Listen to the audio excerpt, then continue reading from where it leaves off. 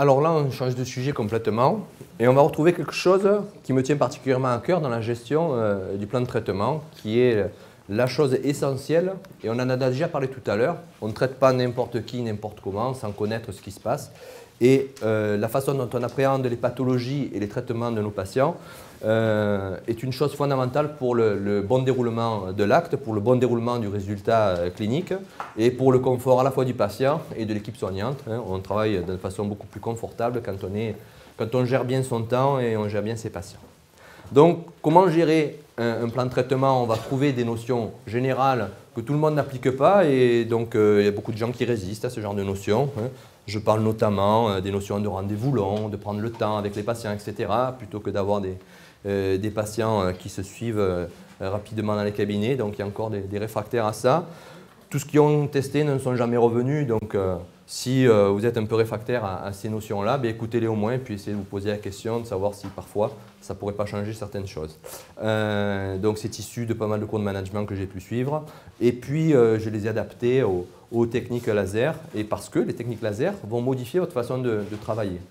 Au fur et à mesure que vous allez rentrer dans votre pratique tel ou tel laser, eh bien vous allez appréhender les choses différemment, les traitements différemment, les plans de traitement différemment, les associations d'actes différemment aussi, et les séquences d'actes que vous êtes habitué à faire aujourd'hui sans laser vont vraisemblablement changer dans les 2 années à venir. Et on refera le point volontiers ensemble dans 2 ans, et vous vous rendrez, même au bout d'une année, voire même au bout de quelques mois, et vous vous rendrez compte que ça va changer de façon irrémédiable le restant de votre activité. Alors, un plan de traitement, c'est l'organisation des diverses étapes des phases thérapeutiques, cliniques, prothétiques et temporisation qui visent à atteindre la guérison entre un état de départ et une arrivée. Et donc, il ne pourra pas y avoir de cohérence dans notre plan de traitement s'il n'y en a pas dans notre organisation, bien sûr. Alors, les plans de traitement, on va dire qu'ils démarrent même en amont de la venue du patient, puisque c'est déjà l'accueil initial du patient.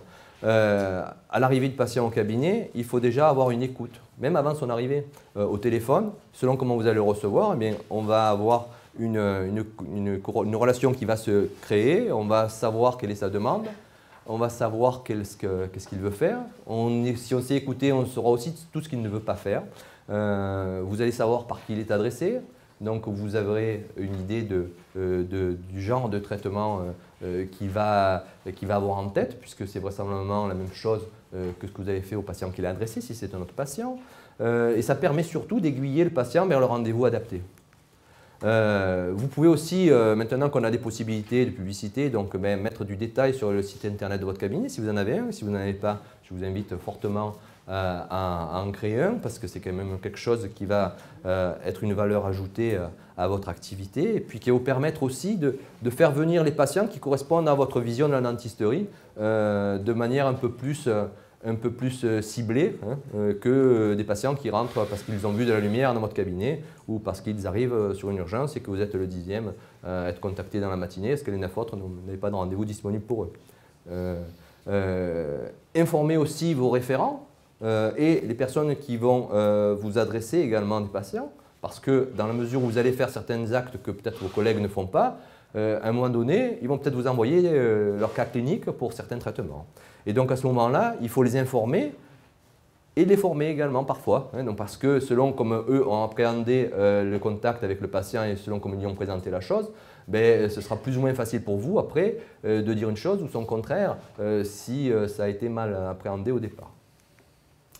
Bien sûr, il y a toute la gestion des courriers de bienvenue que vous pourriez faire, donc avec les indications, les conseils, le plan d'accès du cabinet, les examens demandés, si vous avez besoin, en fonction du type de rendez-vous, de traitement demandé. Bien sûr, s'il y en a un dossier qui est existant, il faudra que le patient arrive avec, ou en tout cas que ce soit prévu, qu'il ait pu vous communiquer certaines choses. Le questionnaire médical peut être travaillé un petit peu en amont aussi, on peut lui envoyer des choses. Maintenant, avec des mails, on peut faire des choses en amont et avancer le travail qui se faisait en tout cas avant au cabinet. Donc l'accueil initial ensuite, quand le patient arrive au cabinet, il faut le mettre en confiance, donc créer une vraie relation avec lui de manière à identifier vraiment sa demande, et puis ensuite lui permettre une adhésion au plan de traitement que vous lui proposerez.